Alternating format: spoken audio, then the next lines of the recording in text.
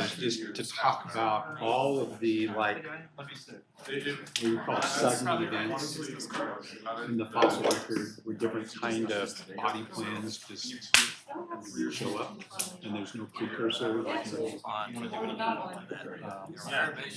nothing that would lead to transition up. So it's not just the Cambrian explosion, where all the animal phyla just suddenly there, and ancestral forms. So in our fossil record, we have a period where I'm guessing over a couple years where we have all the animals together.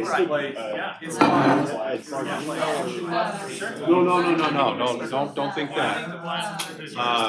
Just all the different fibers, so the different kind of like body types, body plans, all show up at 500 million years ago. That doesn't mean all the animals all existed at 500 million. Well, the main issue is But also, when they diversified beyond that, after that. But you don't get any new phyla. And but more importantly, there's nothing, no ancestral forms. Do you even really need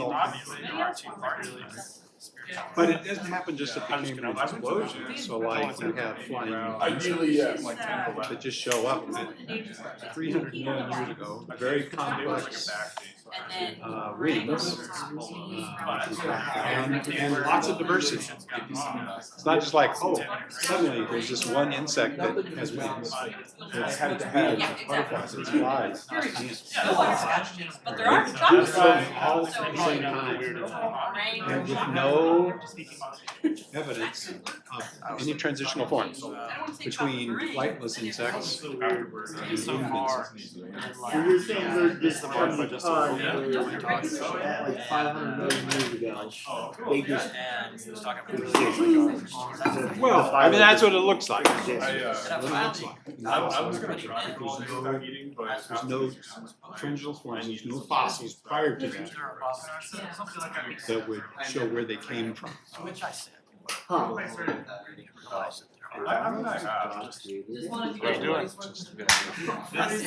Like flowers. We don't see flowering plants all throughout the fossil record.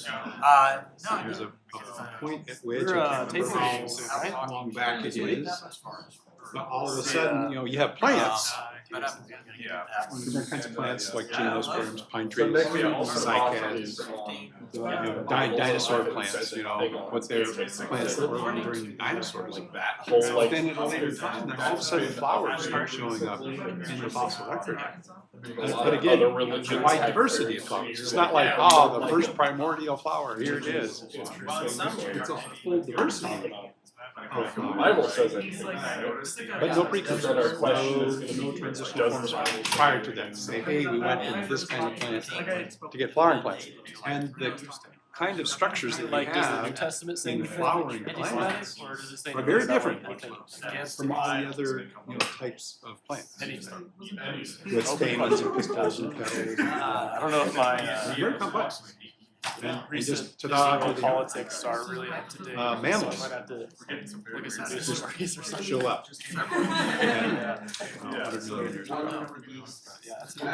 For sure. Highly diversified. Get a lot of. We had the old card. And, of course, you have some people say, well, it was just like this rapid mutations, and you got all these all at once. It's like, you got to give me, first of all, you have to give me a mechanism for that. Why did we have, what would cause rapid mutations? But it's not good enough to say that's waving a magic wand. Yeah, right? because they usually say, oh yeah, mutations happen over long periods of time before you get the next species or whatever. Right, but you have to have, when you get mammals, you have like Engineering is a 5-year degree. interconnected or interdependent body systems. Like you can have this, but you also have to have this at the same time. And you can't, so like in mammals, you have, you make this step up to being warm-blooded. Well, that means you have to expend a lot more energy. Which means you have to get along with it. So it's not just getting warm-bloodedness. You also have to have, I think they merge. it's much more efficient at hunting, gathering, eating, and gathering and eating more food. But you wouldn't have these more musculature and all these other features develop unless you get the amount of energy to support in the army, maybe. I think so. Why? That's So- definitely better than what. Yeah, you- but I don't know if we can Amazing, look at that. get into that or not. I hope we can. Well, one time, Because I came that's the back whole after point about the this whole video. class is about diversity. And if you How want do we account for the magic word? Yeah. Fire And this is not the political diversity, this is biological diversity. And then It wasn't how that do we account for this?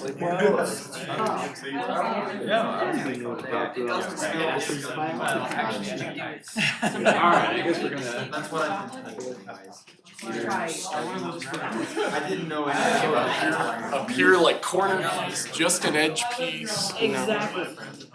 Let's see, how do I want to do I this? remember I when wanna this put Eric state out of his chair. had anti-marijuana laws. We don't, Carl? Hunter, thanks for joining us. Cedar Point water bottle. That's awesome. No, I want to go so bad. Super fun. Moraine. Whatever it is, it was so good. And it's like 6 Bucket list for me. Yeah. coming up to Georgia, we went through Cincinnati on the way to what I like to use as I had to learn. I worked in a motorcycle.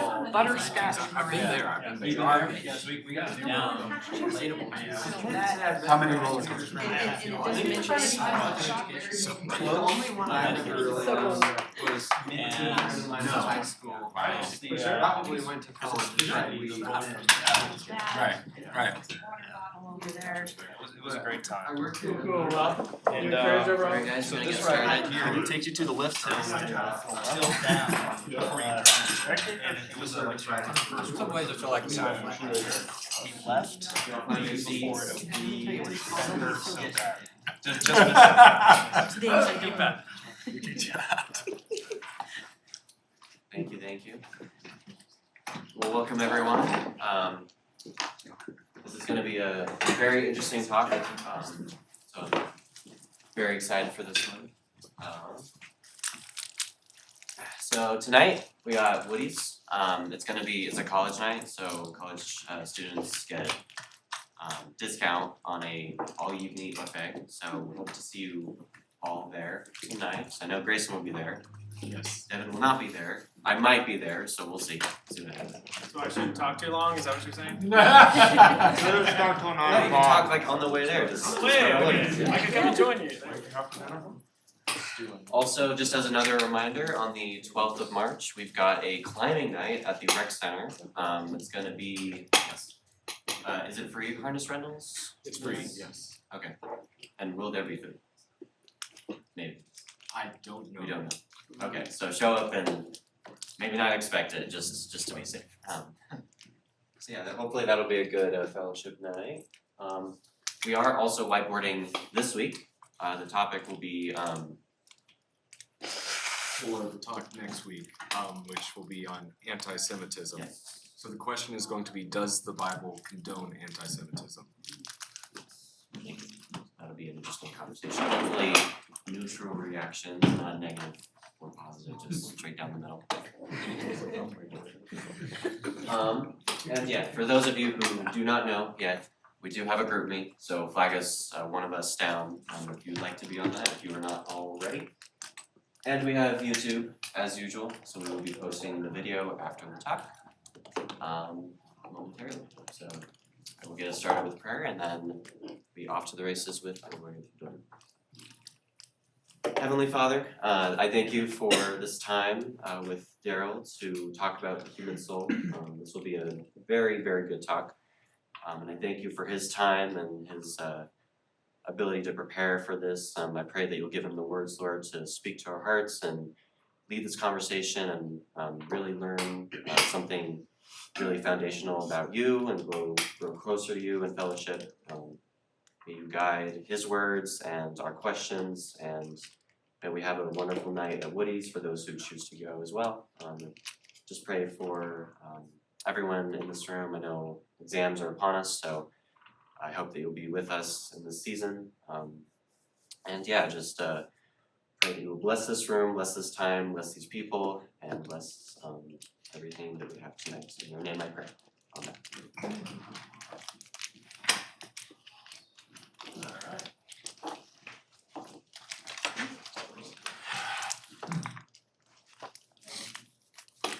All right.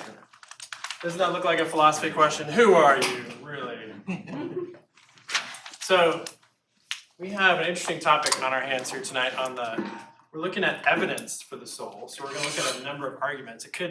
There's a lot out there, and I would recommend a book to you, and I was gonna get a picture of it. I couldn't get it up fast enough. But J.P. Moreland's book called The Soul, How We Know It's Real and Why It Matters, is a good summary of the Christian position, but not just the Christian position, but a philosophical argument for the soul. And he gives a number of the arguments that I'm going to give tonight. So I'll just recommend that to you if you're interested in this topic.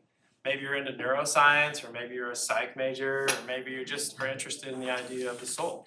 You want to try to figure this one out. So highly recommend that book. Welcome, guys, to get us started. But let's look at a couple of things here tonight. You're catching me, by the way, in between two trips. So I was just in Norway at the Skeptic Week, which is my favorite event of the year, super fun.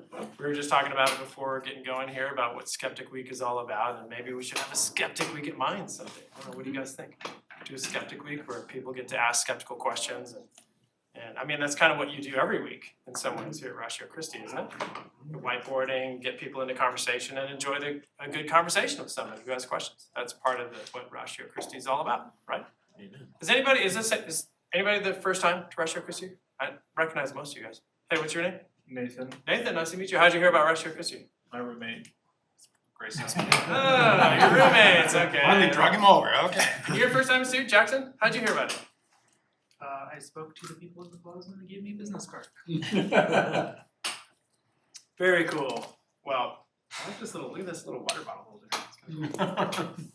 Okay, so we're going to talk about the soul tonight. So in general, what we often do here at Ratio Christi is look at different philosophical arguments for the existence of God, for the rationality of the Christian position, and so on.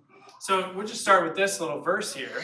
Here's a little passage from the Bible from Mark 8. It says, "What good is it for someone to gain the whole world but forfeit their soul? Or what can someone give in exchange for their soul?"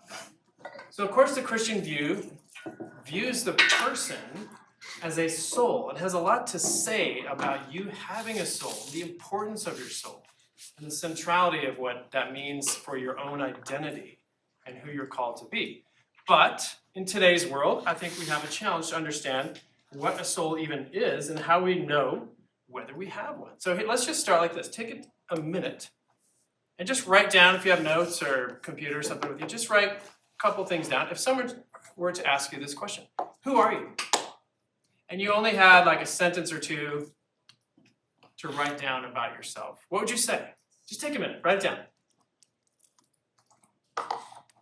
If you don't have any notes, think about it. Formulate the sentence in your mind. What would you say? Who are you? If you had just one or two sentences to say.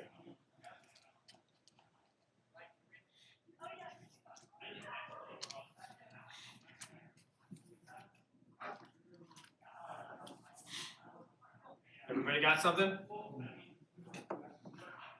Doing the typical professor trick where you give someone a question, then you follow up like 2 seconds later. Okay, you got it? I should give you more time. Okay, let's have a couple of people just say, what would you say if someone asked you, who are you? And you just had to say, this is who I am, in a sentence or two. What would you say? Nice job, you're looking at right at the critical moment. That's really a professional student move, right? Look away right in the proud. What would you say? I'd give him my name. Okay, you'd say, I am Joseph. Joseph. Good enough? All right, start with I am Joseph. Easy. What would you say? Say like I'm from Fort Collins, Colorado, and my parents are from Warrior, Alabama. Okay, so you'd locate yourself somehow where you're from. All right, that's good. Lilia, what would you say? Who are you? I guess I'd say like I'm a human kind of. You're a human being? Yeah. So you'd give your species? Yeah. Okay, good. Anyone else? What would you say? Like, who are you really? No, I would say I'm a 22-year-old grad student at the School of Mine. Okay, give your age and your location. 22. So you're also giving some of your profession, what you do, right? Anyone say something different? Yeah. I mean, I figured you'd mention your faith and your beliefs and your personality.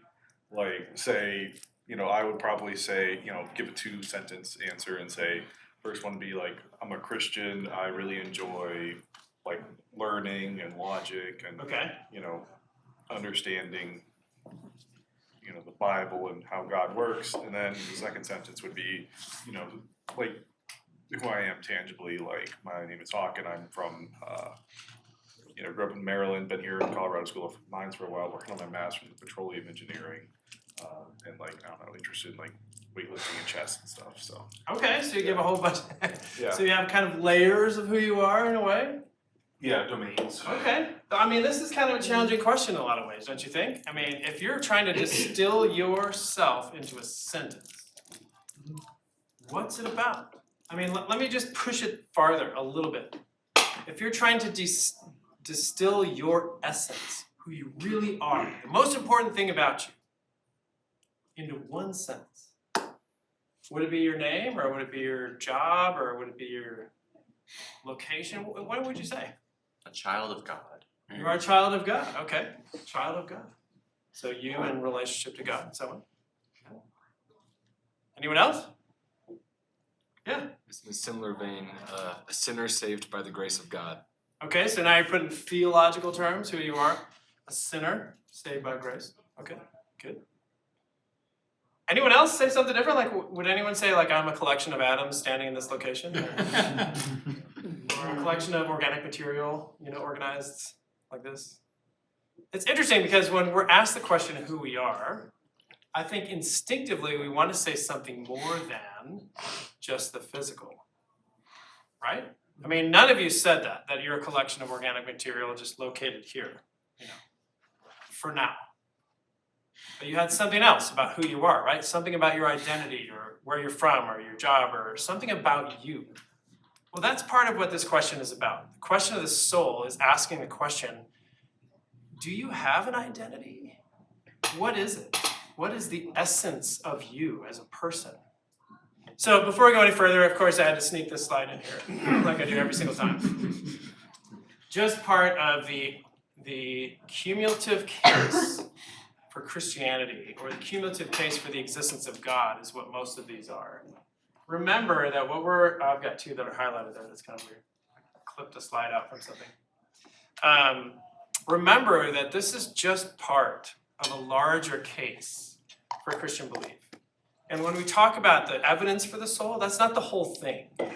Of course, there are tons of other things to think about. How do we understand the origin of the universe? What about God? What about the first cause? What about the ontological argument, which we had so much fun talking about last time? You remember that? I enjoyed that. I'm going to do that at CSU actually coming up, so I'm pretty excited about that one. There's evidence from morality and experience and great questions of life, and from music. That's the audiological one, of course. So before we move on to the soul, just remember this is a small piece of a large case. But I think it's a very strong piece. So let's look at a couple different views. In the Bible, 1 Corinthians 15 says the first man, Adam, became a living soul. And all throughout the Bible, you have words used for the soul. In the Old Testament, you have nephesh in Hebrew used for the soul. In the New Testament, you have suke or psyche. And you also have pneuma, spirit and soul. And sometimes those are interchanged. And we could talk about that a little bit if you're interested in kind of what biblical view seems to fit the evidence better of what kind of look at the soul we have. But let's look at some of these arguments. Let's start with the physicalist view. So the physicalist would say, you don't necessarily have a soul. You are a collection of physical material. In other words, this is monism, and this is physical monism. Does anybody know what monism means? What is monism? All is one. Yeah, there's only one kind of thing. So there's two types of monism. There's physical monism and there's spiritual monism, right? Physical monism is physicalism or materialism, you could say. that everything that exists is material, and that's all there is. So David Hume is a great example. He's kind of a classic critic. So he says, all you are is a bundle of perceptions. How do you like that as a definition of who are you really? A bundle of perceptions. Has anyone ever heard this before? His view of the self? So here's what Hume says. You are a physical being, collection of atoms and organic material located in this one spot. And all the things that you see are like images going before your brain, things coming from the outside in. He's an empiricist, so all the evidence comes outside in. There's nothing going inside out. Everything is outside in. And it's like you're at a movie theater and screens or pictures are going across the screen. That seems kind of like our experience of life, doesn't it? I mean, we look around and we see things happening. But the kicker is, he asks the question, who's in the theater? What do you think he says? God. No, actually, he doesn't say God in this case. Who's in the theater seeing all the pictures go by? You? Not you, interestingly enough. He doesn't say you. Me. Doesn't, what's that? Me. He doesn't say me even. Your brain. Getting closer, your brain. He says nothing. There's no one there. The brain is just processing images, but there's no one there to watch them. It's an empty theater, is the way he describes a human person. Because if we are to say there's someone in the theater watching the picture, what's that thing?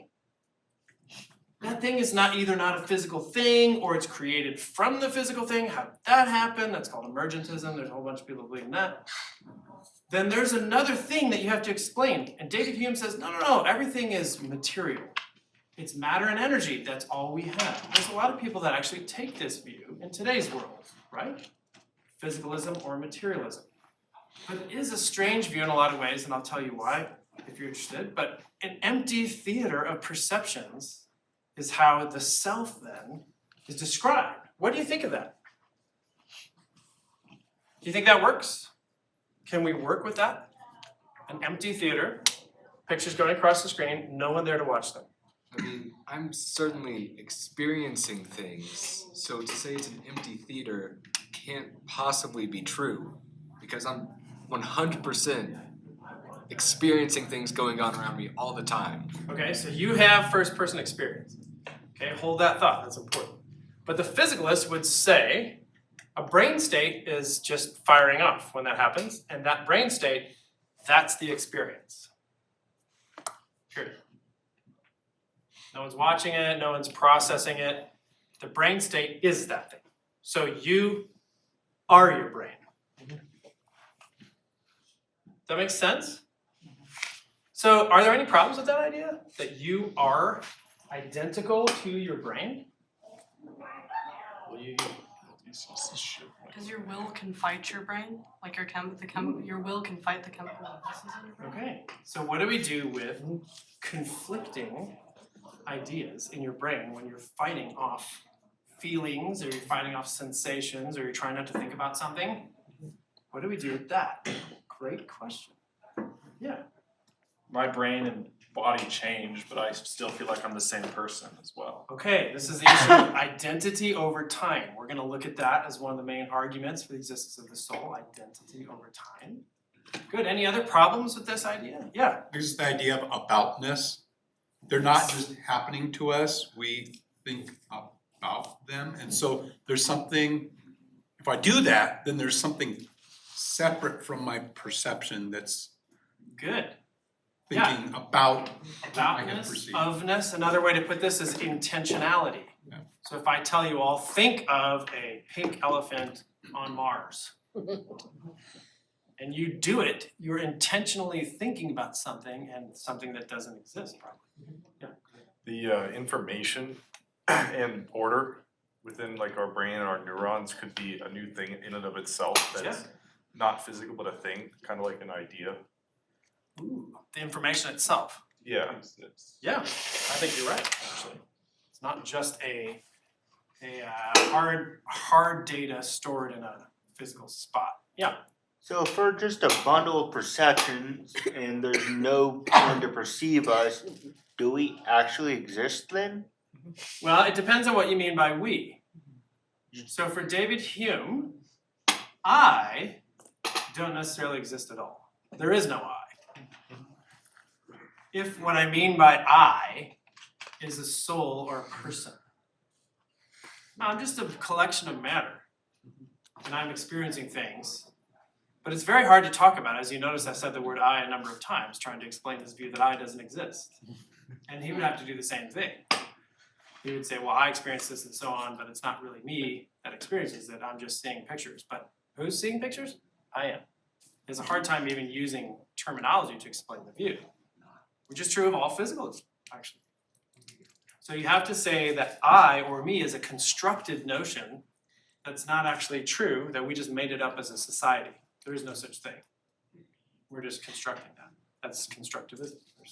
Yeah. I guess I have a funny analogy. It's like saying the soul doesn't exist. Yeah. In a sense, it's kind of like saying like, and it's just all matter. It's just kind of saying like it's all just lines of code.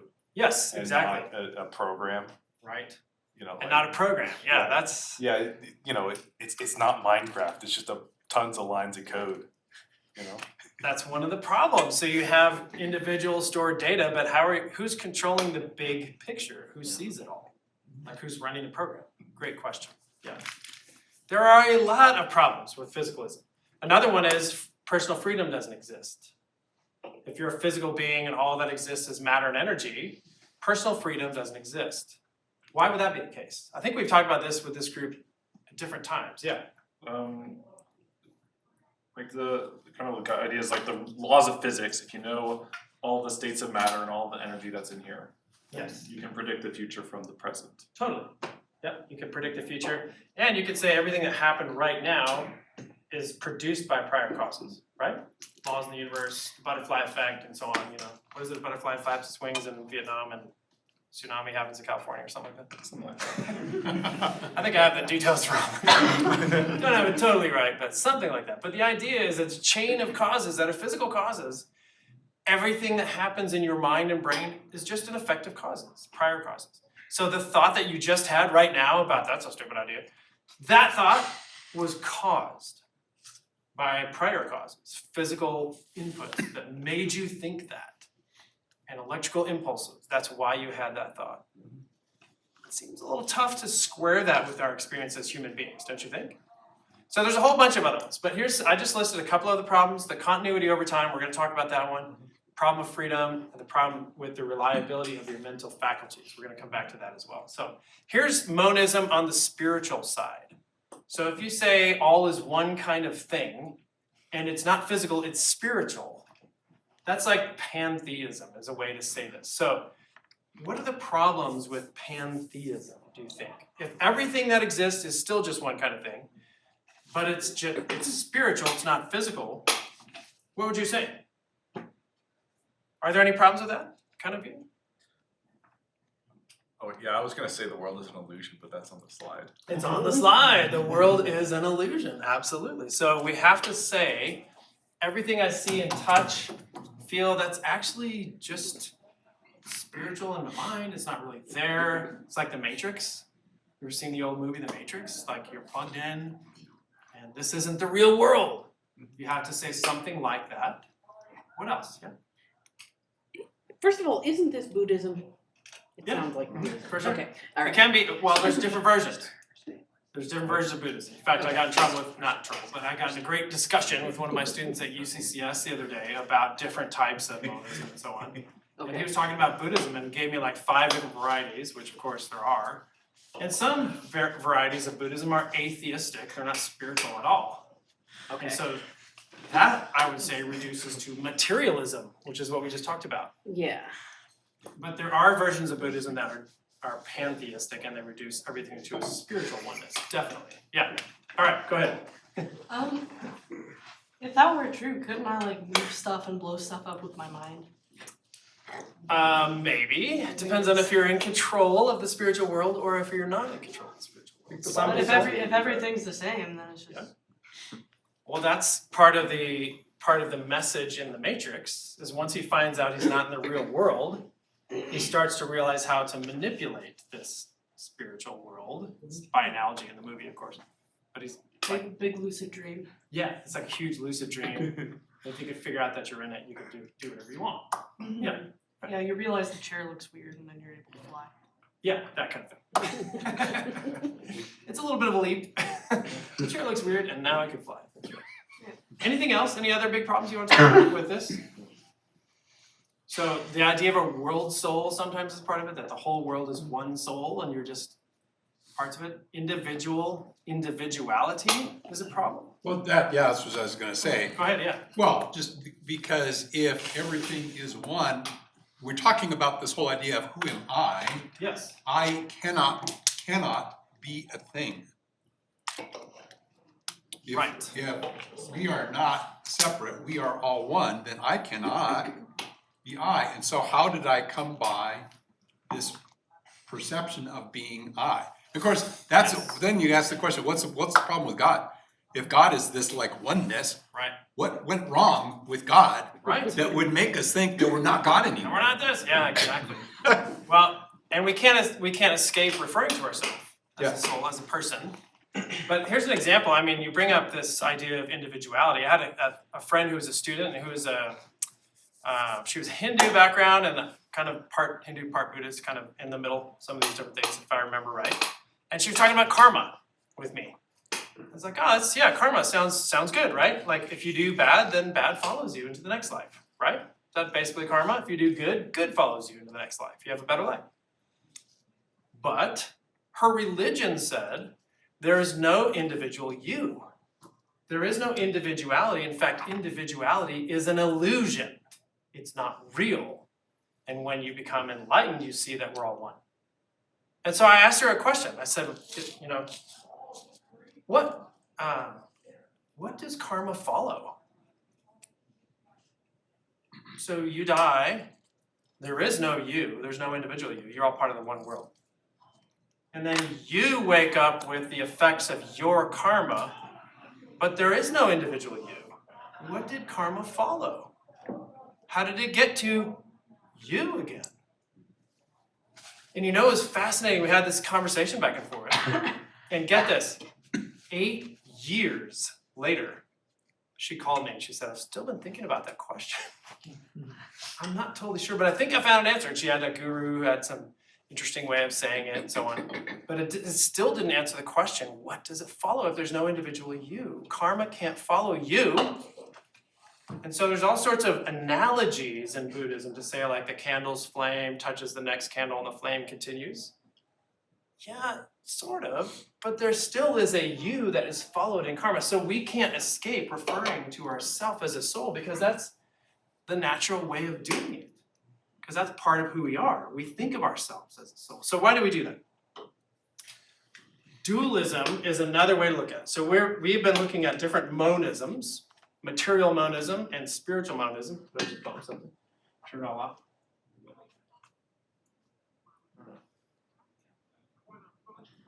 There it is. Maybe I bumped the blank screen thing. So dualism is the idea that there are two types of things in the world. And of course, dualism has a bad rap in different ways. People talk about extreme dualism or Cartesian dualism, where the body and soul are totally separate. But I would argue that the Christian view is what's called substance dualism. There are two types of substances in the world. There is a physical substance that's real. This stuff right here, it's real. That's why the scientific method works. We have laws of science, we have actual matter, we have things that we can work with, electrons. Those are real, they exist. That would be the matter. But there's also a real substance that's spiritual or non-physical. So philosophers use this word substance in a very technical way. Substance sounds to us like something you can hold, right? That's a substance. That's not how philosophers use the word. Substance is something that can have properties. Does that make sense? So if you can describe it with properties, it's a substance. So the soul could be a non-physical substance, a real thing, if it has properties. And we can talk about what kind of properties your soul might have. I think that's actually probably a good way to do it. So even Peter von Inwagen here, he says that dualism can account for the so-called identity of the human person across time, and physicalism can't. Okay, so now we got the terminology, we got monism, spiritual or material, and dualism. Let's look at a few evidences here for the dualistic view of the soul. I'm gonna put a whole bunch of stuff up here, and then we're gonna talk about some of them. How about that? We have the argument from consciousness, we have the argument from mental knowledge, which includes Leibniz's law. We have the argument from intentionality. We have the argument of identity over time. We have the argument of first-person experience. And then we have the binding problem in neurology, which we can talk about that. And then, of course, just the large category of the explanatory power of understanding us as a soul. So, let's start with consciousness. Who's interested in that? Argument of consciousness? Take that for a second. Okay, so what's the argument from consciousness? I remember going to a conference where there was a speaker who was a neuroscientist and a psychiatrist, I think, if I'm not mistaken. He had kind of dueling degrees, and he was known as like the resident expert on neuroscience. This is some years ago, so I'm sure there are different experts now, and I forget his name, so unfortunately I can't pin him down. But he gave this long lecture. In fact, he was arguing how belief in God was a type of psychosis. That's what he was arguing, which I thought was kind of convenient. That means like he and his like 5 friends were not psychotic and everyone else in the world was, you know, because 95% of the world believes in some kind of spiritual reality. So he's saying that 5% is the only 5% of the world that's not psychotic. Everyone else is. It's kind of interesting. But at the end of his lecture, so he's coming obviously from an atheistic point of view. At the end of his lecture, another professor raised their hand and said, hey, thanks for the lecture. It was a great lecture. Can you help us understand where does consciousness come from? Do you know what this guy did? He's not like this. He's on his podium, his like big podium in front of Colorado College Chapel, giving this lecture. He goes, I don't know. Slammed his hands on the podium. And he looked around and he goes, some kind of emergentism. Next question. And I was stunned because I'd been studying some of this stuff in neurobiology or neuroscience, for my philosophy degree and talking about the soul and everything, and consciousness and our awareness and all this stuff. It's super complicated and really interesting. And he had nothing to say about where consciousness comes from. So as a materialist, all he could say is some kind of emergentism. And what emergentism means is that you have a physical body and a physical brain and physical properties, and then out of that, something just pops into existence out of nowhere, and that's what we call consciousness. And here's big terminology that sounds really cool. It supervenes on the matter. You're like, what does supervene on the matter mean?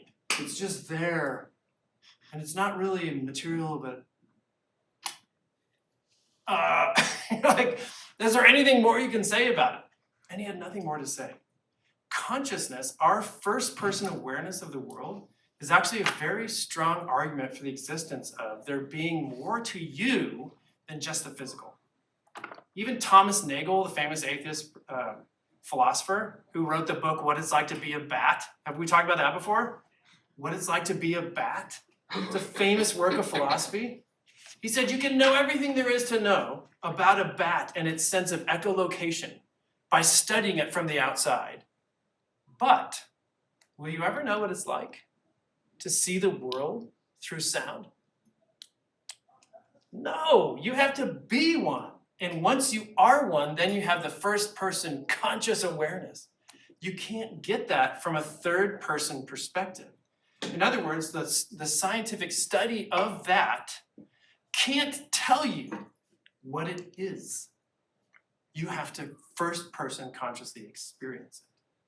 That is part of the argument from consciousness. I have a first person experience of the world that is more than and different than just my physical brain states. So, for example, I might say to you, I have a headache. Is there anything you can do to prove that I do or don't have a headache? You could look at my brain, look at the C fibers firing and see if they are or not. But does that always happen when someone has a headache? No, strangely enough. Pain studies are remarkably difficult because sometimes the nerves are firing and sometimes they're not, and you're still in pain. The only one that knows is me. And C fiber firings do correlate with pain states most of the time. But do they cause them? Sometimes. But sometimes I cause pain. It's just fabulously complex as you start to look at the experience of a conscious person. It's not just brain states that make you do the things you do. So the argument from consciousness, actually J.P. Moreland's got a good book on this as well. He includes a lot of it in this book on the soul. He describes all sorts of different brain states and so on. Anybody have a question on that one? Do you want to move on to the next one? Okay, we're not going to go through all these, but we'll go to the next one. Mental knowledge. So facts versus physical facts. So Leibniz's law says this: if everything about A is identical to B, then those two things are the same thing. So if every property you can say about A is also a property you can say about B, then A and B are the same thing. So here's how this cashes out in this argument. Is everything I can say about my brain the same as I can say about me? Or are there differences between my brain and me? So a materialist or a physicalist would have to say everything about my brain is actually identical to everything there is about me because I am just my brain. But if there is something about me that's not true about my brain, then I can't be identical to my brain. That's Leibniz's law of the indiscernibility of identicals. Write that one down. Isn't that a good one? Leibniz's law of the indiscernibility of identicals. Can you think of anything that's true of you that's not true of your brain or your physical state? Can you think of anything? Yeah. Actually, yeah, bringing the Bible into this, Yeah. you know, certain aspects of God, you know, like, you know, love or righteousness aren't really present in our brain because we kind of just like, our brain is kind of just trying to figure out how to survive and accomplish tasks and, you know, figuring out a strategy. And so, you know, some things like that, the program's executed by the brain, but the program is not written by the brain. Ooh, interesting. Executed by the brain, but not written by the brain. Yep. That's a good way to say it. I was reading Ludwig Wittgenstein the other day. Wittgenstein, a philosopher that I spent a lot of time with because he's from Schollen. Not personally, but in his books, he's died in the 60s, I think. But Wittgenstein actually said, when you say like, I meant to say that, or but I was gonna do this, but I didn't. Does that mean you've gone through a whole process in your brain and then you have to go back and go through it again? No, there's something that goes on that's not really explained. You don't have a whole process and you can't explain everything about what you were going to do, but you know that you were going to do that and that you didn't do that. It's fascinating, all sorts of weird stuff going on. Yeah. Something that came to my mind is like controlling muscles. Like we don't have the conscious thought of how the muscles are being controlled, even when we're a baby. Yes. Especially when we're a baby, right? So like the brain is performing a function that we can't describe unless we've studied it ourselves. But in that case, we're learning what the brain already knew. Interesting. Yeah, so like subconscious processes. Yeah. Yeah, so sometimes we're aware and we choose, and sometimes we're not aware and things are going on anyway, right? Without our even knowledge, yeah. On the other end, there's the fact that the brain doesn't inherently know morals, but we do. Interesting. So you can't locate morality by a brain scan. Is that what you were saying? Yeah. Yeah, I think you're right. You can't locate morality. But that's something you process and work on yourself. There's a difference. Yeah. I would say liking or disliking like certain kinds of music or food, like there's not really a physical basis behind that. It's like, you know, everyone's eating the same broccoli. Some people like it, some people won't. Excellent point. We brought that up in our audiological argument, that when you experience music, there isn't a one-to-one correlation of this type of sound produces that kind of reaction. Some people listen to heavy metal and go, man, it's beautiful. And others listen to heavy metal and go, ugh, it's terrible. We respond differently. And part of that is choice. And part of that's practice. And part of that's just interest. Yeah. Yes, I can imagine like a bright, vivid green in my mind, Yeah. but you won't find that in my physical brain. Exactly. Let's talk about color for a minute, okay? Now we've got mental knowledge or mental facts versus physical facts. If you studied color and knew everything there was to know about green, but you had never seen green, would you know what green was? This is called the blind Mary experience or experiment, or Mary's room, or it's called, there's a number of different terms for this idea. But several philosophers have worked on this problem. Let's say Mary is a brilliant scientist, and she knows everything there is to know about the physical qualities of color. But she's trapped in a black and white office. So she's working on a black and white computer, everything around her is black and white, her eyes don't see color in the place that she is. There is no color in her office at all, okay? But she is the world's expert on color. So she knows all about the wavelengths, she knows all about how it works in your brain, she knows all of that. And then one day she is released from her office. So here's the question. Does she learn anything new when she sees color and gets outside, or not? If you can say no, she learns nothing new, then the physical facts about color are the same as color. But if you say yes, what you're saying is there's something more here than just the physical facts about color. There's something that happens when I see it. One of my professors in grad school said the reason I believe in God is the world is full of color. And that was the reason. Because you can study everything about color, but you can't locate color. You can see how it's produced. Wavelengths produce certain colors, the way you experience, the way things refract, produce colors. But if you look at that wavelength of light and zoom in on it and use all the most incredible technical stuff you have to look at it, is it colored? No, it's just a wave of light. But it produces green, it produces red, it produces purple. Do we have often a sense of like warmth from the red? Yeah. And a sense of cold, blue or something like that? Yeah. I don't know if that's connected or not.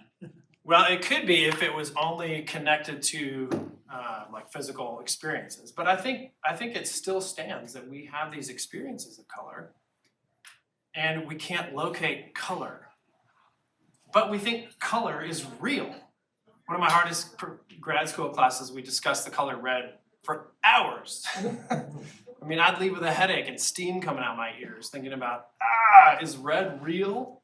Well, if it's real, where is it? You can't locate it. It's a real metaphysical entity, but it's not physically located. Fascinating, isn't it? But the blind Mary argument is, I think, an interesting one to at least prove that mental knowledge is not the same thing as physical facts. So the things in my brain, just the facts, are not the same as my experience of the world and my experience of things.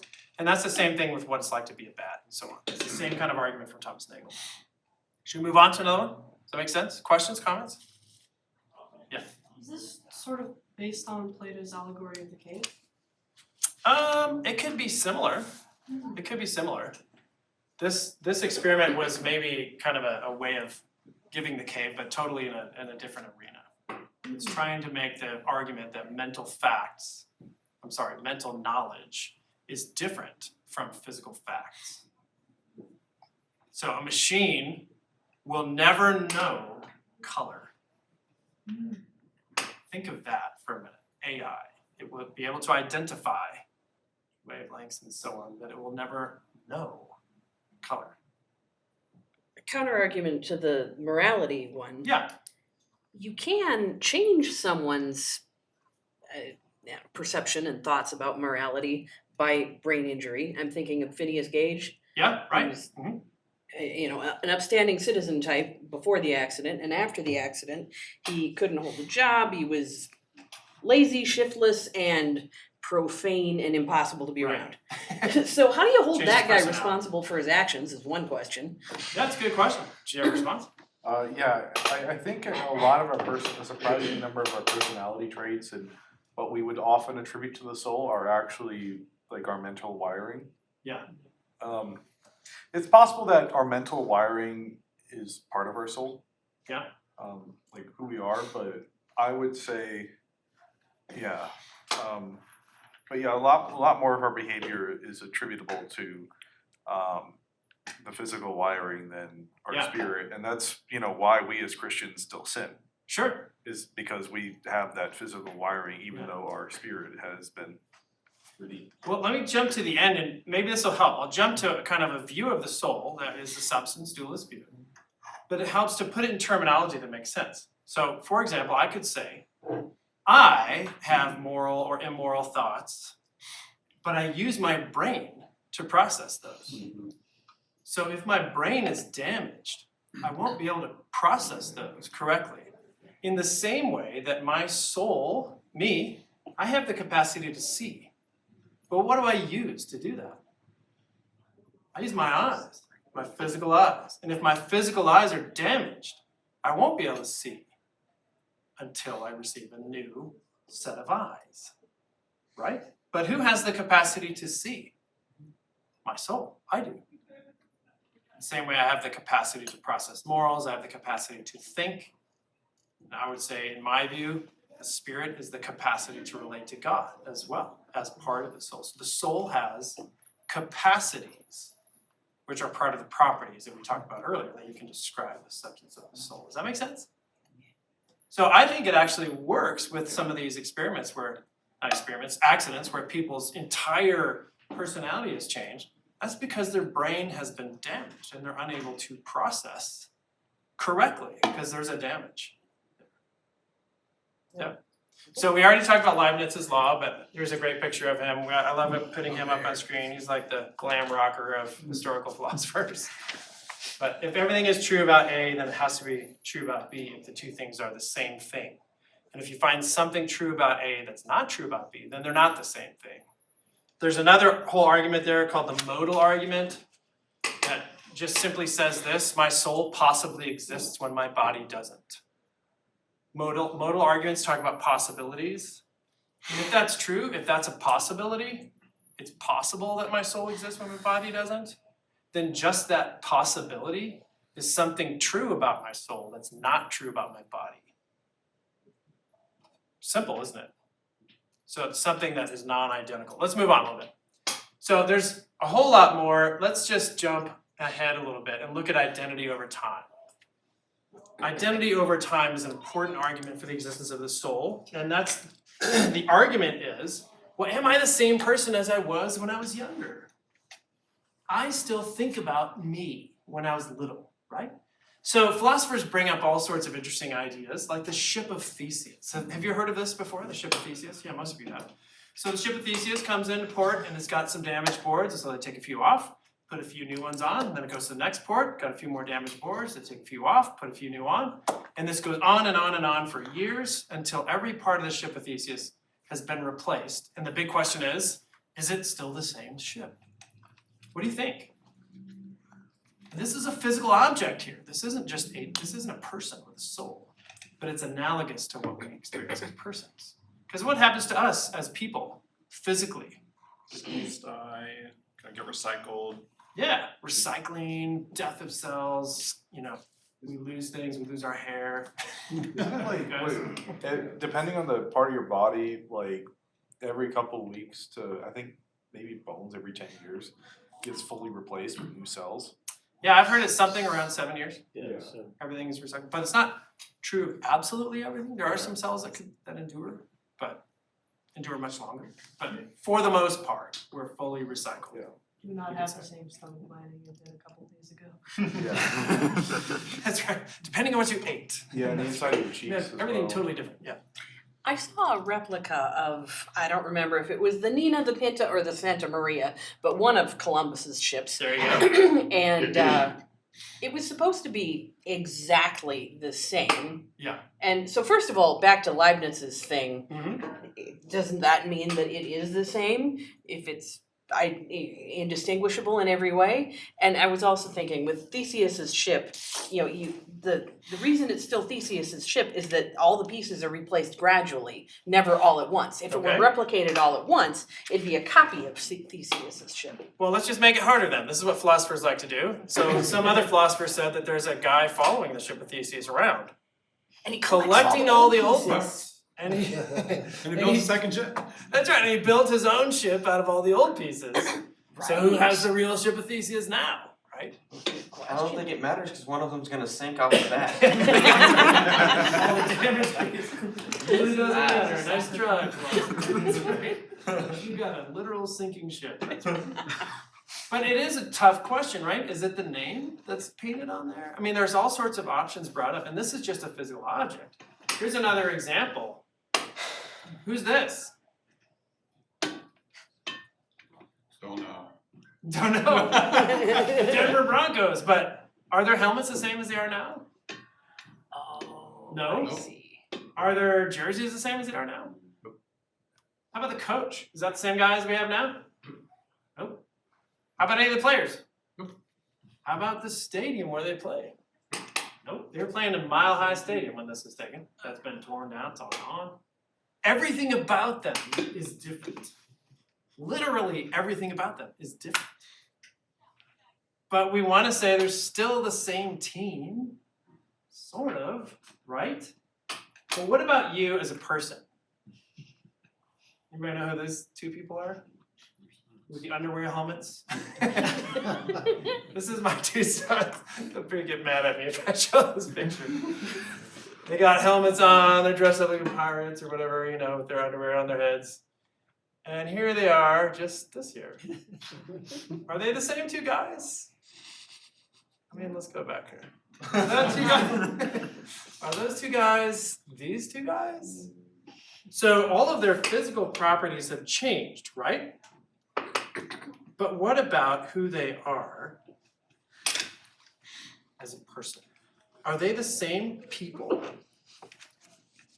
What do you think? I think they are. I mean, Yeah. yeah. I mean- I'd say they're the same person. Yeah. Same DNA. Same DNA is there. Yeah. Problem with that is like, what if your DNA changes? Good question. What if you get a COVID shot? What attach DNA to the soul? That's right. You took that vaccine, you're not the same person anymore. I think you could make an argument for both, but the problem I see is when you grow as a person, Yeah. are you still the same after the growth takes place? Good question. Yeah, so we can say that we have grown as a person, we have changed as a person, we have, you can say you've gotten worse as a person, you've gotten better in different ways, but we still say, I have gained those things, or I have lost those things, or I have learned those things. So if there is a soul, that makes perfect sense. I'm gaining, losing, learning, developing, growing, and I take those things along with me. In fact, some anonymous person said, when you die, you leave behind everything you have, but you take with everything that you are. That's pretty profound. And that's true if you have a soul, that you are learning and gaining. If you don't have a soul, and you are just a material body or just a spiritual body or so on, are you learning and growing? Not technically. Your body is just changing. Yeah. So to say I have developed or I have learned requires some sort of identity over time. So consider the Bible from 1 Corinthians, for now we know in part and we prophesy in part, but when completeness comes, what is in part disappears. When I was a child, I talked like a child. I thought like a child, I reasoned like a child. And when I became a man, I put the ways of childhood behind me. For now we only see as a reflection in a mirror, but then we'll see face to face. Now I know in part, then I shall know fully, even as I am fully known. That only makes sense if you have a soul. If you can say, I used to think in a childish way, and now I've grown. Questions or comments on this one? Identity over time? There are so many arguments for the existence of the soul, it's hard to cover them all. Yeah. I guess I was just thinking of like another example is like if I write a sentence like the sky is blue, but then I erase one of the words Yeah. and then I just write that same word right back in, then the meaning of the sentence is still there. Like the sky is blue is still there. So it's like whatever the physical words on the page are necessary for it, but the meaning is like separated from it in a way. So it's like if we change over time, but it's just, kind of replacing in the same way, then Yeah. I don't know. Good. No, and that's related to the question of intentionality or ofness or aboutness that you were talking about. You can think about something that's not just the physical representation of that thing, but you have chosen to think about something intentionally. There's another famous experiment, I'll just throw this list back up here, called the Chinese room experiment. Has anybody worked on this one with AI? It's a big question with AI right now, Chinese room experiment. And it's similar to what you're saying. Have you worked on it? I mean, I know what it is. You know what it is. Good. Fantastic. So here's the Chinese room experiment. Well, tell us, what's going on in the Chinese room experiment? So basically, you have this guy that you locked in a room. You've given him. Don't you love these philosophy examples, by the way? Like, who are these poor people locked in a room? Okay, go ahead. You've given him a guide to translate Chinese characters into a meaning that he can interpret. Good. And then he follows a step-by-step guide to give information back. Yes. He doesn't know who's giving him these messages, but these Chinese characters are written on paper, slipped under the door. He picks them up, doesn't know what they mean, but doesn't know what they mean. Right. But he can derive like a step-by-step guide on how to answer to them, and then gives the information back. Exactly. So here's the question. If that's the setup, does that guy know Chinese? He has a rule book, and when certain characters come in a certain order, or he or she, refers to the rule book. When you see these two, you do this one and you spit this back. And what comes back is a cogent answer to a question that was put in Chinese. Does he know Chinese? I mean, if you take away the book. Yeah, take away the book, he's lost. Well, yeah, I'd probably say no, just because like we know, like this is exactly what's going on with AI and large language models. This is why it's being discussed right now. Yeah. Yes, this is exactly what's going on with AI. So can AI know Chinese? Going back to the Chinese room experiment, how long is this taking and how good is he at pattern recognition? Well, he's just following the rule book, right? I mean, he's smart at following the rules, yeah? I mean, I would say it's like, perhaps, because like with the language, it's like, all right, if you know the meanings of every word.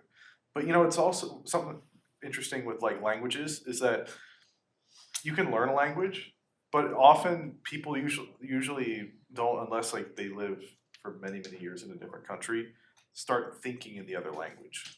Like, it's true. Most people, like, say who learn English will keep, say, thinking in Spanish for many, many years. Yeah.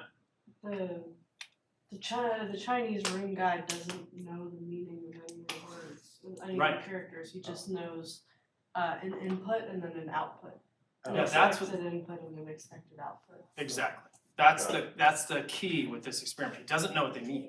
It's just that comes in, then this goes out. So it's even worse than not getting the special jokes in a language. Well, that's the hardest thing, like if somebody tells a joke. Idioms or, I remember when I was a college student, I went to Russia and I learned Za Turietske Granitsia, which means beyond the Turkish frontier, which had no context for me. And they were like, it's an idiom. Like, well, what does it mean? And I guess it means like it's really out there. If you say Za Turietske Granitsia, that means beyond the Turkish frontier. Okay, whatever that means. In that example, can we say that guy doesn't know Chinese, but the book does? I don't think the book knows it either.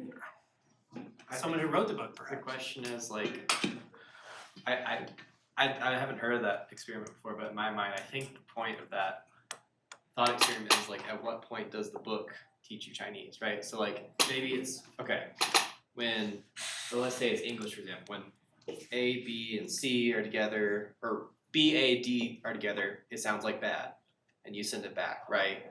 Then it goes farther in depth, it's like, now it's teaching you what each letter means. Like, so Yes. I guess my point is, at what point do we know it? Do we know it when we can respond? Donde está la biblioteca? I just know it means where's the library. It's the only thing I know in Spanish. Cerca. Yeah, or if I say something that gets a reaction, Yes. I know, anyway.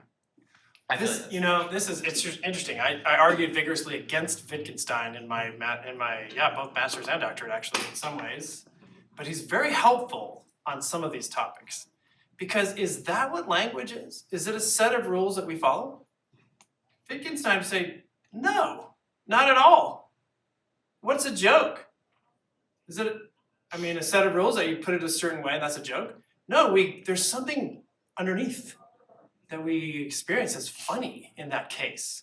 Or when I say, come over here, you might take that in a number of different ways. Or beat it, you might take that in a number of different ways. And it's the context and the environment and the language, the culture that determines what it even means. We don't have a rule book, which is why Google Translate still gets it wrong sometimes. They get a lot of it right because they put phrases together and they put lots of the rules together, but they don't always get it. Because we say things in odd ways to each other. Language isn't just reducible to a set of rules. Right. There's Right. something more. I translated a bunch of articles in Norwegian this last summer, newspaper articles. Nice. And like you say, Google Translate got it right most of the time, but it just wasn't a one-to-one, and I had to kind of reinterpret what the article was actually intending to say. Good for you. Do you speak Norwegian, Carl? I don't. No, okay. These were all You're using articles. These are articles about my grandfather Okay, on and a you were mission trying trip to. in Norway, Awesome. and they had clippings from the Norwegian newspapers that Yeah. they posted in the scrapbook. And I said, what are these articles saying? Right? So I ran it through Google And Translate. you can get pretty close. You get pretty close, but it doesn't always get it right. There's nuances there. It's not just One of the things I love is that Google camera. Have you used that for Translate? Yeah. Just put the camera on, hold it over a sign or a road sign or something, and it'll translate the word immediately. It's pretty cool actually, but it's not perfectly accurate. Yeah. Sometimes it'll flash different options. It'll be like, Maybe. I don't know, go left or cow. You're like, probably go left, I think, but anyway. I was gonna kind of hold my tongue, but I guess all I was gonna say is like, at what point is knowing mean you experience something, Yes. and then it's like, because Google Translate knows more French than I do, Right. but Knows more it's rules. not experiencing French, so Right. do I know more French because I can hear a French person and see everybody else laugh? Good. That's a great question. So the question of this intentionality is, if you have rules and the machine can do the rules, does that mean it knows that? And I think as philosophers, most of us would say, no, the machine doesn't know it. It just does it. But it doesn't know it. Because you're right, there's something about my first person conscious awareness that has to do with what it means to know anything. In fact, that the definition of knowledge is justified true belief. I had that back on the first, I'm gonna have to go all the way back, but I had that back on the slide about the argument for the existence of God. Justified true belief. Belief is part of it. I've gotta have this. And then justified is appropriate evidence, and true means it corresponds to reality. Can machines do that? They can follow the rules. They can have justified truths, but are they beliefs? Ooh, the argument over AI continues. It goes on and on. But here's another thing we can think about intentionally. We can think about God. Here's Athanasius, an ancient saint from 300s. The soul of man, being intellectual, can know God of itself if it be true to its own nature. It is no ordinary proof that man alone thinks of things external to himself and reasons about those things not actually present, and exercises reflection and chooses by judgment the better of alternative reasonings. So this is an open question. How much do animals know? I mean, they can do some complex reasoning. I had a student in my class last week argue vigorously that bonobos know a whole lot more than I think they know, which I think he was actually mistaken. I went and looked up the evidence. And anyway, but can they think about something that they've never seen, never heard, never experienced with any of their senses, but someone gives them a concept and they can think about that and reason about it and make decisions about it without it being there? I don't think animals do that. I think Athanasius from 300 AD is actually still right about that. Anybody care to argue? I mean, maybe. What's that? How do you know? You're Great not question. that. Great You can't question. experience It is difficult to know, so let's leave it at that. Very difficult to know whether there is anything like that in the animal world. So, let's go. Interested in any of these other ones, or should we move to kind of conclusion stuff? Do you want to hear about the binding problem, or? I'm very curious about that. What is that? Okay. There's a classic problem called the binding problem, and there's other terminology for it. But here's the idea. If I'm a physical being, I have nerve endings in my fingers and so on. I have a brain going through all sorts of stuff. I've got senses that I see things, I smell things, I hear things. But when someone asks you, what'd you do tonight? What are you gonna say? Are you gonna respond like this? Well, I smelled somebody's BO next to me, and I heard somebody rattling a paper, and then some audio stuff came out of a guy's mouth, and then I felt, my itchy clothes. Are you gonna describe all that? No, it's ridiculous. You're gonna say, I went to Rock Christie. I heard an interesting lecture. Or heard a boring lecture, whatever you want to say. But you're gonna say something of your experience, unified as a whole. So what is it that puts everything together that you're experiencing? Now, we might want to say, well, the brain does that. Here's the question. Where? Is there a CPU in the brain where everything goes through and it all puts it all together? No. There's no CPU in the brain. Back in ancient times, people thought maybe there was one. Maybe, the pineal gland is where the soul was. And that's, there's all sorts of crazy stuff. There's no CPU. The brain simultaneously processing. What puts it all together? Why don't you say, I smelled this, I heard this, I saw this, I tasted this thing, and you had a full unified experience. If we have a soul, that's perfectly natural to explain it that way. I put it together. I experience all these things. If we don't, and everything's happening at once, we have a vexing problem. What is it that puts it all together? This is where you get some ideas like this emergentism of the soul and so on. Supervening over the brain, something in this murky cloud is saying, this is what I experienced. And that's kind of the best we got for materialists in that case. Questions or comments on that one? Yeah. There might be a spot, pick a gyrus, any gyrus, that is responsible for that kind of stuff, and that's where that thinking happens. But we've never identified it, and indeed, how would we? How would you design the experiment to, with functional MRI, say, okay, person, tell me what your last day was like, and they stick them in the machine, and that spot is Try gonna to light find up. that spot. I don't know how to control variables for that. It's true, but this is what makes neurobiology so exciting, is that the brain is so far advanced beyond any sort of computer that we know. We used to have computers with a single chip, and then we got like a dual chip computers. Now we've got multiple chips, 8 chips, 10 chips. We've got these computers that can process through multiple but you still need a central processing unit or multiple ones. The brain fully simultaneously at millions upon millions of connections all over the place at the same time. It is absolutely astounding if you look into how it works. But again, Who puts it together? That's very natural to say, well, I do. That's what I experience. That fits my experience with the world. That's what the substance dualist position says. You have part of you. It's non-physical. You put it together. You think about it and process it. Here's a little quote from a physicalist, David Chalmers, is a neuroscientist. He says, "There's no plausible neural story on why we experience the world in the way that we do."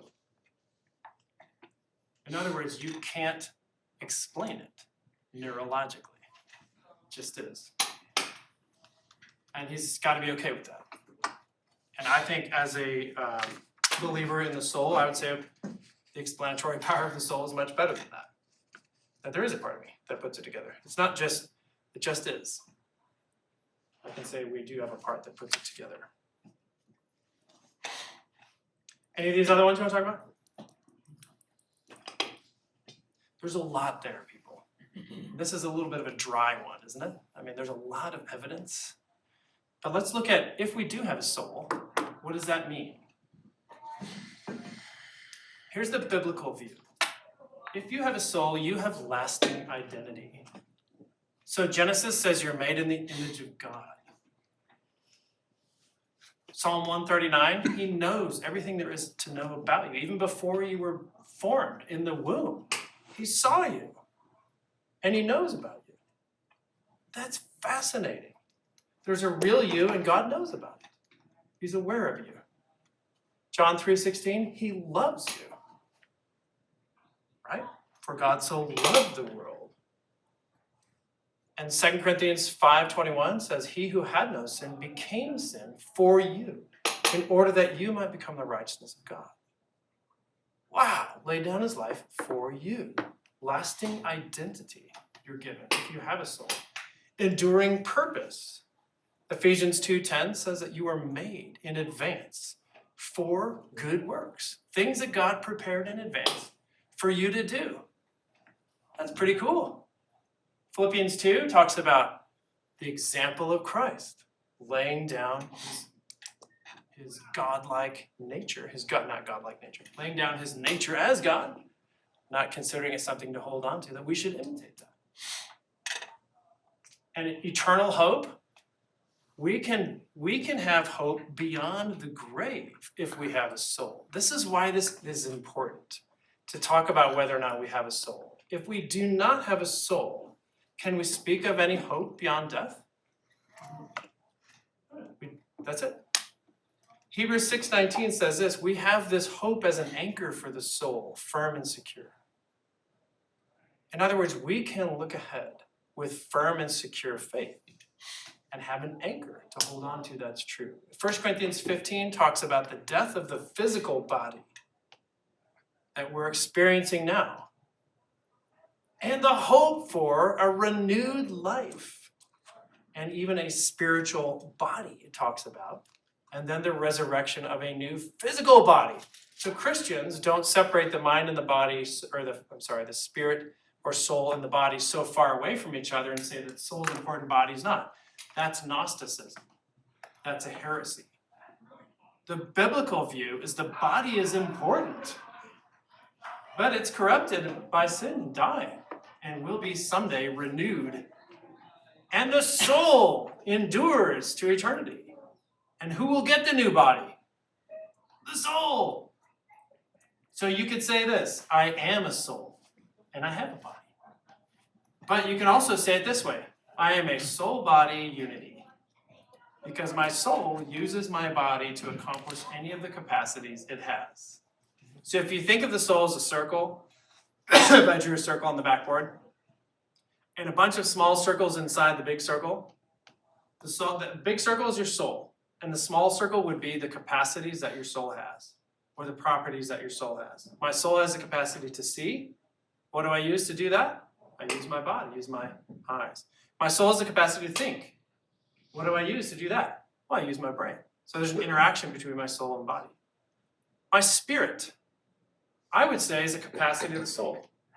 And it's the capacity to relate to God. Do I have that capacity? I do. I have the capacity to relate to God, to worship God, to look and think about God, and so on. And I have all sorts of capacities in the soul, but I'm interacting with my body. Can it go the other way, that my body influences my soul? I think so. The things we do in our body will affect us as people, absolutely.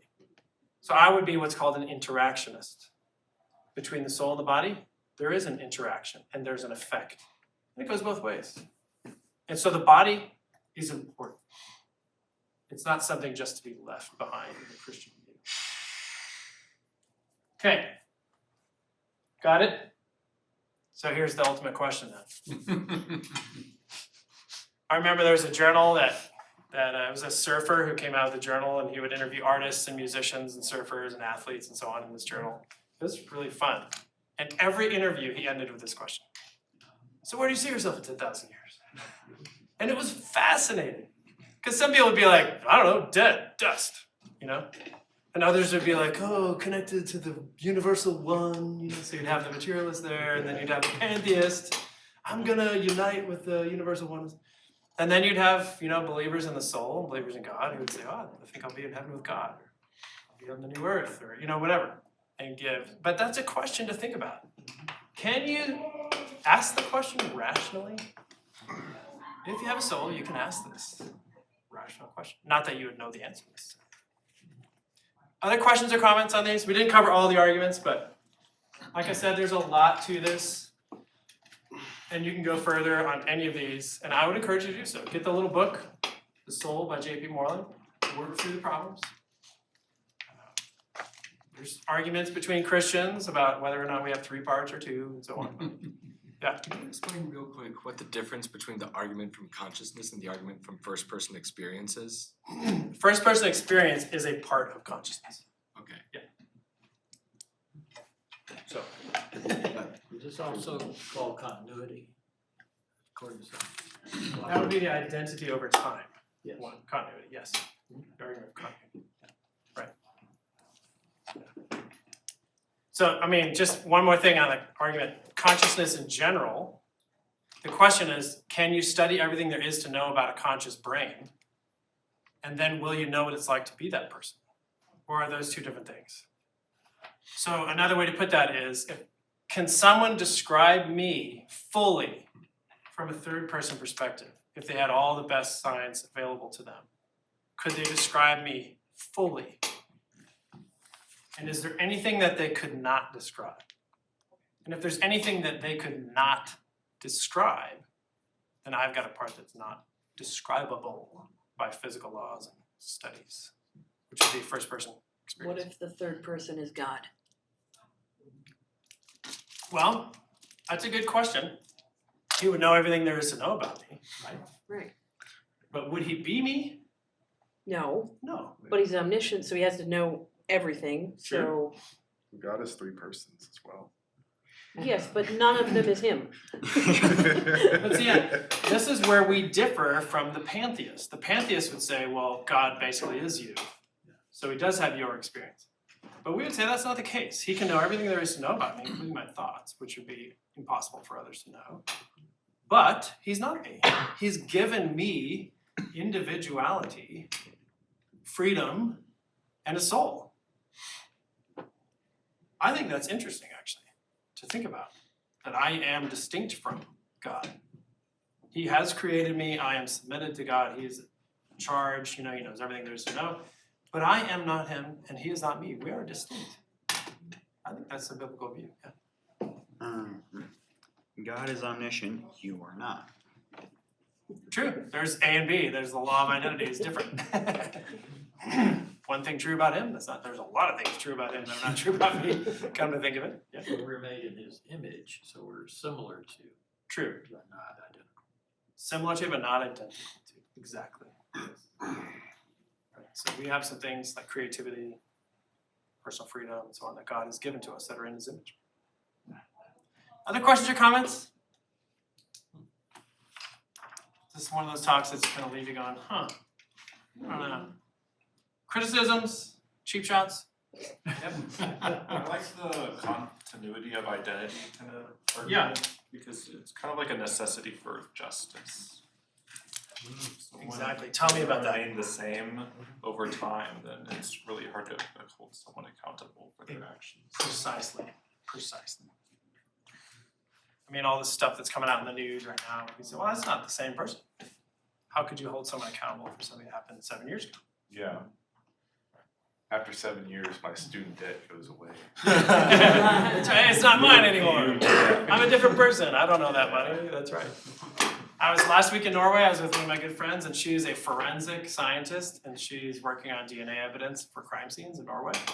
So they send evidence to her lab, and they do all the best things they can do, and they can prove whether or not a person's DNA was present at a crime scene. And so I said to her, so how's it feel solving crimes? And she said, we're not solving crimes. What do you mean? I said, well, she said, I'm a scientist. Science cannot solve crimes. Think of that. She says, I can tell you whether or not this DNA belongs to that person and whether or not this DNA was at the crime scene. The rest of the story is up to you, to the prosecutor, to the jury, to the situation, to the motivation.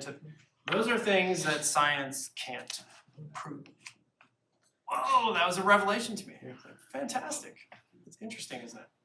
So the material part can be proved, but that doesn't tell you who committed the crime or why, or it doesn't accomplish justice. It just tells you one piece.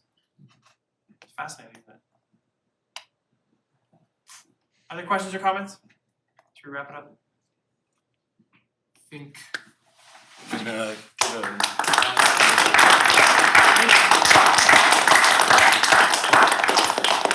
We'll stick around for a little bit if you got something. well, I can say for me, I'm sold.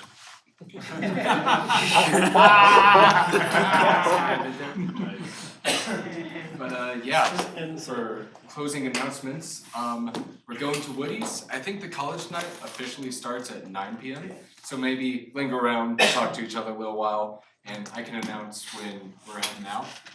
Walking or driving, either way, it's not too far of a walk, and I don't think it's too cold outside. My watch says it's 49, so can probably face that.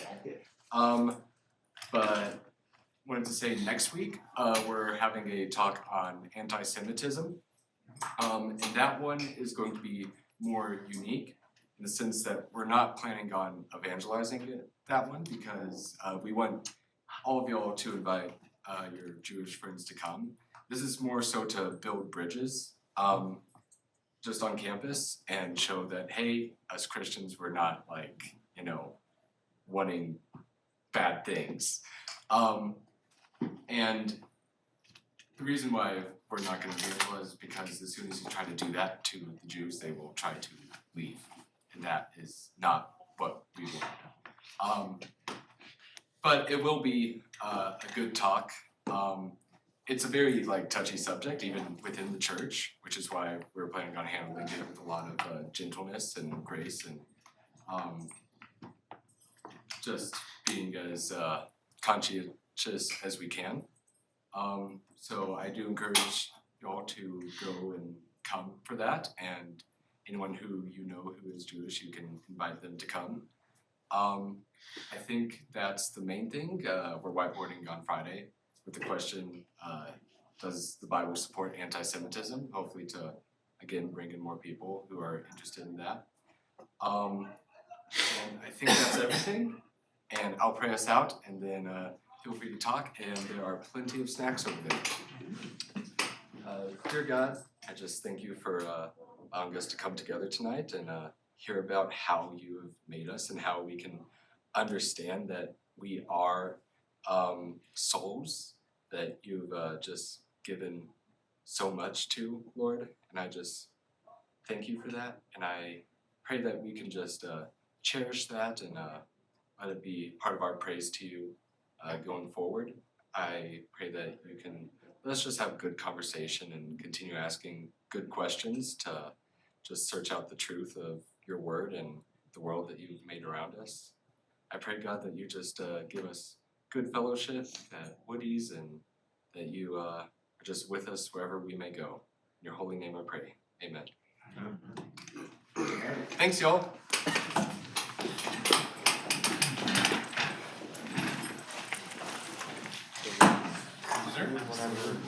comedy gold. I was thinking about it, but probably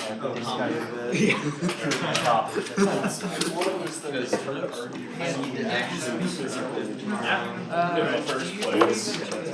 The assignment due this week is due tomorrow night, and I've done Kind of where the up four. I usually only show up when you don't need to. So I need to, go to bed at a reasonable time and act